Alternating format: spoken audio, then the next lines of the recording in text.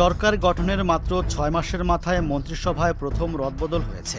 কিন্তু প্রশ্ন হচ্ছে, এই রদবদল কি শুধুই কয়েকটি শূন্যপদ পূরণ এবং দায়িত্ব পুনর্বণ্টন, নাকি এর পেছনে রয়েছে ৬ মাসের কর্মমূল্যায়ন? আর সবচেয়ে গুরুত্বপূর্ণ প্রশ্ন, এটাই কি শেষ, নাকি সামনে আরও বড় পরিবর্তন আসতে পারে? ২১ আগস্ট মন্ত্রিসভায় রদবদলের পর প্রধানমন্ত্রী সহ মন্ত্রিসভার সদস্য সংখ্যা দাঁড়িয়েছে ৫১ জনে।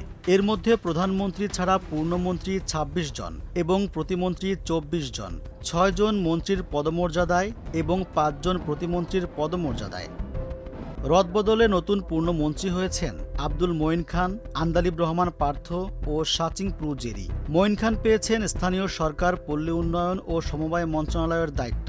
আন্দালিব রহমান পার্থ হয়েছেন তথ্য ও সম্প্রচার মন্ত্রী, আর শাচিং প্রু জেরিকে দেয়া হয়েছে পার্বত্য চট্টগ্রাম বিষয়ক মন্ত্রণালয়ের দায়িত্ব। বেসামরিক বিমান ও পর্যটন মন্ত্রণালয়ের পূর্ণমন্ত্রী হয়েছেন এম রশিদুজ্জামান মিল্লাত। শামীম কায়সার লিংকন পেয়েছেন ধর্ম প্রতিমন্ত্রীর দায়িত্ব। পররাষ্ট্র প্রতিমন্ত্রী হিসেবে যুক্ত হয়েছেন হুমায়ুন কবির। ফলে পররাষ্ট্রমন্ত্রী খলিলুর রহমানের সঙ্গে এখন সেখানে দুজন প্রতিমন্ত্রী, আগের প্রতিমন্ত্রী শামা ওবায়দ ইসলাম এবং নতুন হুমায়ুন কবির। দুই প্রতিমন্ত্রীর দায়িত্ব কিভাবে ভাগ হবে তা এখনও আলাদা করে জানা যায়নি। যদিও এ বিষয়ে স্বরাষ্ট্রমন্ত্রী সালাউদ্দিন আহমদ প্রথম আলোকে বলেন, একটি মন্ত্রণালয়ে কয়েকজন প্রতিমন্ত্রী থাকতে অসুবিধা নেই। যেমন যুক্তরাষ্ট্রে পররাষ্ট্রমন্ত্রীর পাশাপাশি সেখানে secretary of state, deputy secretary of state, under secretary আছেন। সরকারের কাজের গতি বাড়াতে পররাষ্ট্র মন্ত্রণালয়ের ডেস্কে মন্ত্রীর সঙ্গে একাধিক প্রতিমন্ত্রী থাকতে পারেন। এটা বিভিন্ন দেশের সরকার ব্যবস্থায় আছে। তথ্য ও সম্প্রচার মন্ত্রী জহিরুদ্দিন স্বপন মন্ত্রিসভা থেকে সরে মন্ত্রী পদমর্যাদার প্রধানমন্ত্রীর উপদেষ্টা হয়েছেন, আর তার জায়গাতেই পূর্ণমন্ত্রী হিসেবে এসেছেন আন্দালিব রহমান পার্থ। এই রদবদলের পেছনে কয়েকটি বিষয় একসঙ্গে কাজ করছে বলে মনে করা হচ্ছে: শূন্যপদ পূরণ, দায়িত্ব পুনর্বণ্টন, রাজনৈতিক সমন্বয় এবং সরকারের ৬ মাসের কর্মকাণ্ড মূল্যায়ন। প্রধানমন্ত্রী তারেক রহমান সরকার গঠনের শুরুতেই ১৮০ দিনের কর্মপরিকল্পনার কথা জানিয়েছিলেন। তার তথ্য উপদেষ্টা জাহিদুর রহমানও সম্প্রতি একই কথা জানিয়েছেন। এই ইভ্যালুয়েশন কন্টিনিউয়াসলি চলবে, এটা ১৮০ দিন না, এটা দ্বিতীয় তৃতীয় বছর বা যে কোনো সময় একটা গণতান্ত্রিক সরকার চাইবে জনগণকে সর্বোচ্চ সেবা দিতে। কোথাও যদি কেউ কোনো ক্ষেত্রে যদি সমস্যা মনে হয় মাননীয় প্রধানমন্ত্রী তিনি নিশ্চয়ই ব্যবস্থা নেবেন। সরকারের ভেতরে কয়েকটি মন্ত্রণালয়ের কাজে প্রত্যাশিত গতি না থাকা নিয়ে আলোচনা রয়েছে, কিন্তু এবারের রদবদলে তার প্রতিফলন সীমিত।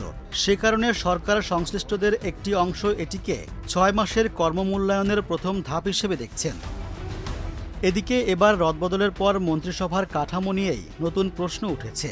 যেমন পররাষ্ট্র মন্ত্রণালয়ে একজন মন্ত্রীর সঙ্গে দুজন প্রতিমন্ত্রী, আবার প্রবাসী কল্যাণ ও বৈদেশিক কর্মসংস্থান মন্ত্রণালয়ে মন্ত্রী আরিফুল হক চৌধুরী, প্রতিমন্ত্রী নুরুল হক এবং প্রতিমন্ত্রী পদমর্যাদার উপদেষ্টা মাহাদি আমিন। ৩ স্তরে রাজনৈতিক নেতৃত্ব রয়েছে। অন্যদিকে মোহাম্মদ আমিনুর রশিদ কৃষি ও প্রাণী সম্পদ, এই দুই মন্ত্রণালয়ের মন্ত্রী।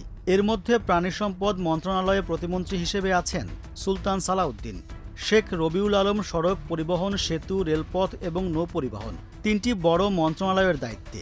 তার সঙ্গে প্রতিমন্ত্রী আছেন দুজন, হাবিবুর রশিদ ও মোহাম্মদ রাজীব আহসান।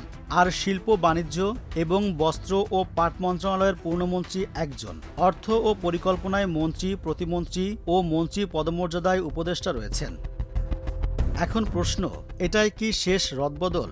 সম্ভাবনা আছে সামনে আরও পরিবর্তন আসতে পারে। আগামী কয়েক সপ্তাহের মধ্যে আবার মন্ত্রিসভা সম্প্রসারণ এবং দপ্তর পুনর্বণ্টন হতে পারে।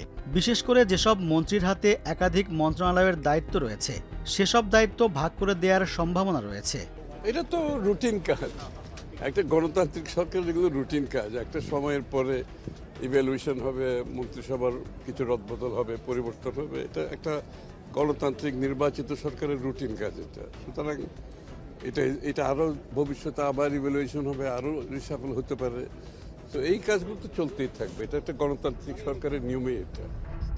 এর মধ্যে কৃষি ও প্রাণী সম্পদ, বাণিজ্য, শিল্প, বস্ত্র ও পাট এবং রেল, সড়ক পরিবহন ও সেতু, নৌ পরিবহন, এই দায়িত্বগুলো আলোচনায় রয়েছে। নতুন কয়েকজন মন্ত্রী, বিশেষ করে প্রতিমন্ত্রীও যুক্ত হতে পারেন। তবে কারা আসবেন বা কতজন আসবেন সে বিষয়ে এখনও চূড়ান্ত সিদ্ধান্ত হয়নি। স্বরাষ্ট্রমন্ত্রী সালাউদ্দিন আহমদ জানিয়েছেন, মন্ত্রিসভা পুনর্গঠন বা দপ্তর পুনর্বণ্টন করা প্রধানমন্ত্রীর এখতিয়ার এবং এটি সরকারের রুটিন কাজ। তিনি বলেন, রাষ্ট্রপতি হিসেবে দলের একজন সদস্য নির্বাচিত হলে স্বাভাবিকভাবেই একটা শূন্যতা তৈরি হয়েছে। স্থানীয় সরকার মন্ত্রণালয় একটি গুরুত্বপূর্ণ মন্ত্রণালয়, সেখানে পদায়নের বিষয় আছে। খাদ্যে এতদিন পূর্ণাঙ্গ মন্ত্রী ছিলেন না, আরও দুজনকে প্রতিমন্ত্রী করা হয়েছে। যারা শপথ নিয়েছেন সবাই উপযুক্ত। বলতে পারেন এটা 6 মাসের কর্মকাণ্ডের মূল্যায়ন। সামনে যদি দ্বিতীয় দফার পরিবর্তন আসে, তখন মূল নজর থাকবে 3 জায়গায়। কার হাতে থাকা একাধিক মন্ত্রণালয়ের দায়িত্ব ভাগ করা হচ্ছে, নতুন করে কারা মন্ত্রিসভায় আসছেন এবং 6 মাসের কর্মমূল্যায়নের প্রভাব শেষ পর্যন্ত কতটা পড়েছে মন্ত্রীদের ওপর। কারণ এবার শুধু মন্ত্রিসভায় নতুন মুখ আসেনি, সরকারের 6 মাসের পর কাজের গতি, দায়িত্বের ভারসাম্য এবং রাজনৈতিক সমন্বয়, এই 3টি প্রশ্ন সামনে এসেছে। ফলে এই রদবদলকে চূড়ান্ত পুনর্গঠন না ধরে পরবর্তী দফার পরিবর্তনের প্রস্তুতি হিসেবে দেখছেন সংশ্লিষ্টদের অনেকেই।